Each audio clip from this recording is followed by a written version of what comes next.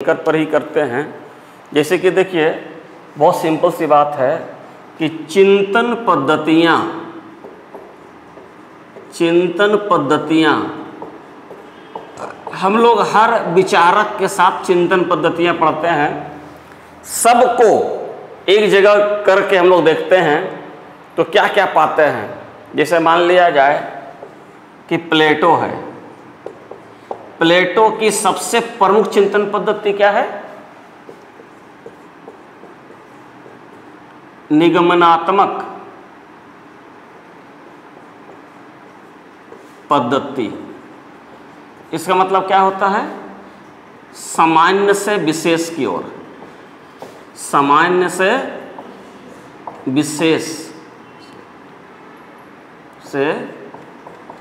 विशेष की ओर मुख्य तौर पे। हालांकि प्लेटो का और भी चिंतन पद्धतियां हैं।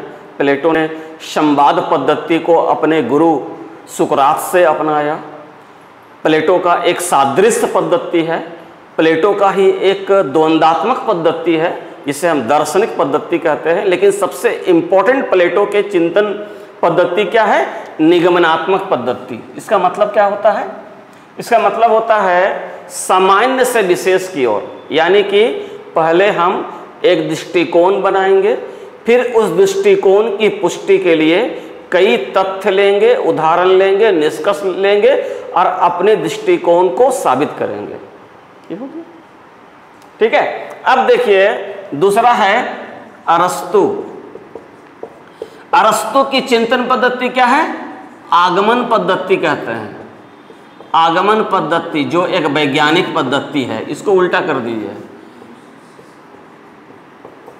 विशेष से सामान्य की ओर हो गया। यानी कि पहले उदाहरण लेंगे, अब बाद में दृष्टिकोण की पुष्टि करेंगे, ठीक है। अरस्तु के साथ एक बहुत इंपॉर्टेंट बात है कि आगमन पद्धति को हम वैज्ञानिक पद्धति क्यों बोलेंगे? अरस्तु ने ही पहली बार ऐतिहासिक पद्धति का प्रयोग किया। अरस्तु ने ही पहली बार अनुभव मूलक पद्धति का प्रयोग किया। अरस्तु ने ही पहली बार तुलनात्मक पद्धति का प्रयोग किया। अरस्तु ने अनुभव मूलक पद्धति का प्रयोग करते हुए तुलनात्मक पद्धति के आधार पर 158 यूनान के छोटे छोटे नगर राज्यों के संविधानों का तुलनात्मक विश्लेषण प्रस्तुत किया था।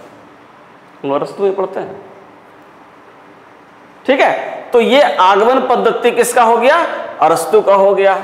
इसके बाद आते हैं हम लोग मैकियावेली। मैकियावेली की पद्धति ऐतिहासिक पद्धति है। ऐतिहासिक पद्धति यानी कि मैकियावेली ने ऐतिहासिक पद्धति के आधार पर अपने विचारों को प्रस्तुत किया, ठीक है। मैकियावेली आधुनिक युग के पहले ऐसे राजनीतिक चिंतक हैं जो ऐतिहासिक पद्धति का सहारा लेते हैं। लेकिन मैकियावेली से बहुत पहले अरस्तु ने ऐतिहासिक पद्धति का सहारा ले लिया था, ठीक है। अब मैकियावेली के बाद आता है हॉब्स। हॉब्स का जो चिंतन पद्धति या चिंतन शैली है उसको बोलते हैं यांत्रिक भौतिकवाद। यांत्रिक भौतिकवाद यानी कि हॉब्स का चिंतन पद्धति क्या है? यांत्रिक भौतिकवाद। क्यों है यांत्रिक भौतिकवाद? क्योंकि हॉब्स का जो युग था वो वैज्ञानिक आविष्कारों का युग था। हॉब्स के विचारों पर सबसे ज्यादा प्रभाव गैलीलियो का पड़ा। किसका पड़ा? गैलीलियो नामक विद्वान का पड़ा, ठीक है। तो यांत्रिक भौतिकवाद हॉब्स की चिंतन पद्धति का आधार बन गया, ठीक है। अगर इसके बाद आता है लॉक, ठीक है। लॉक की चिंतन पद्धति क्या है? अनुभववाद या अनुभव पद्धति। लॉक कहता है कि जो हमारी ज्ञानेंद्रियां आंख, कान, नाक है, जिस चीज की अनुभूति करता है या महसूस करता है वही सत्य है, बाकी कुछ सत्य नहीं है यहाँ पर, ठीक है। उसी तरह हम लोग आगे आएंगे लॉक के बाद तो देखेंगे, लॉक के बाद हीगेल का द्वंद्वात्मक पद्धति है, डायलेक्टिकल प्रोसेस बोलते हैं। यानी कि हीगेल ने, ये जो जर्मन आदर्शवादी है, इन्होंने द्वंद्वात्मक पद्धति को अपने चिंतन का आधार बनाया। द्वंद्वात्मक पद्धति का मतलब क्या होता है कि एक विचार के विपरीत दूसरा विचार का होना, फिर दोनों के बीच में संघर्ष होना और फिर किसी तीसरे विचार का उत्पन्न होना। इसी को बोलते हैं थेसिस, एंटीथेसिस, सिंथेसिस। पढ़ेंगे बाद में, ठीक है। अब द्वंद्वात्मक पद्धति का पहला प्रयोग किसने किया? तो एक ग्रीक विद्वान प्राचीन काल का था, एपिक्यूरस, उसने किया। ठीक है, एपिक्यूरस ने पहली बार द्वंद्वात्मक पद्धति का प्रयोग किया। उसके बाद कौन किया? प्लेटो किया। और फिर आधुनिक युग में सबसे पहले कौन किया? हीगेल किया। ठीक है, अब हीगेल ने द्वंद्वात्मक पद्धति का उल्लेख करते हुए लिखा कि संसार का सार चेतना अथवा विचार है। सिंपल सी बात है। ठीक है, अब देखिए हीगेल के बाद है मार्क्स, कार्ल मार्क्स। इसका क्या है? इसका द्वंद्वात्मक भौतिकवाद है। यानी कि मार्क्स का चिंतन पद्धति द्वंद्वात्मक भौतिकवाद है। ठीक है, द्वंद्वात्मक भौतिकवाद का मतलब होता है कि आर्थिक रूप से उत्पादन प्रणालियां में आने वाले परिवर्तन के आधार पर दुनिया में सामाजिक और ऐतिहासिक परिवर्तन आते हैं। अब दोनों का तो द्वंद्वात्मक है ना, लेकिन दोनों में डिफरेंस क्या है? ठीक है, दोनों में क्या डिफरेंस है? डिफरेंस क्या है कि हीगेल ने चेतना या विचार को संसार का मूल तत्व माना और मार्क्स ने पदार्थ को संसार का मूल तत्व माना। यही डिफरेंस है।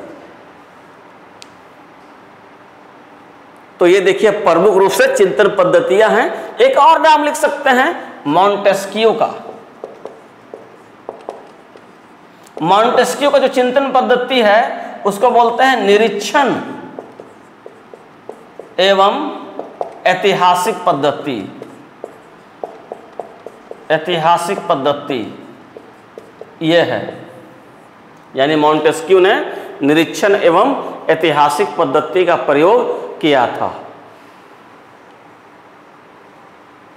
ठीक है, इसी तरह राजनीति विज्ञान में कई ऐसी पद्धतियां हैं जिसका हम लोग मेंशन कर सकते हैं। मोटे तौर से हमने सारी चीजों को एक जगह कर दिया, किताबों में इसे अलग अलग जगह दिया हुआ है।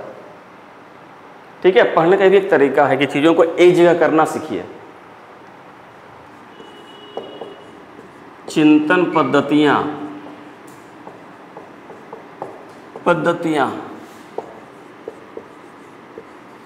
कानूनी पद्धति। अब इसका सहारा कौन कौन लिया? इसका सहारा लिया है Lord Bryce.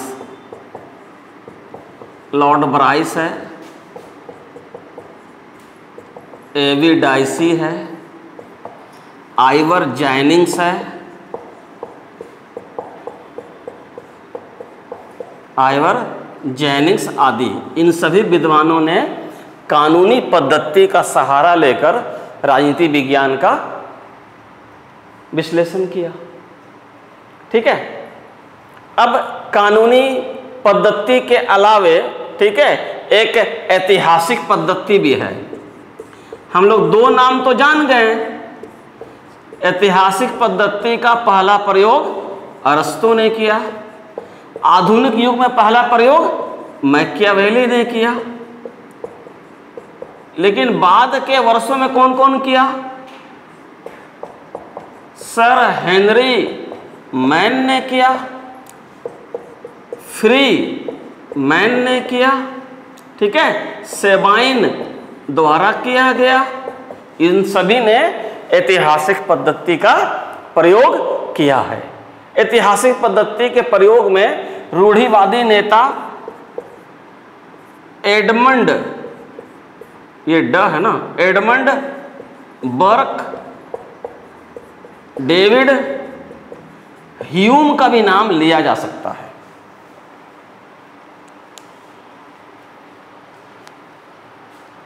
Edmund Burke, David Hume, सबसे पहले अरस्तु ने किया, बाद में बताएंगे सब चीज हम।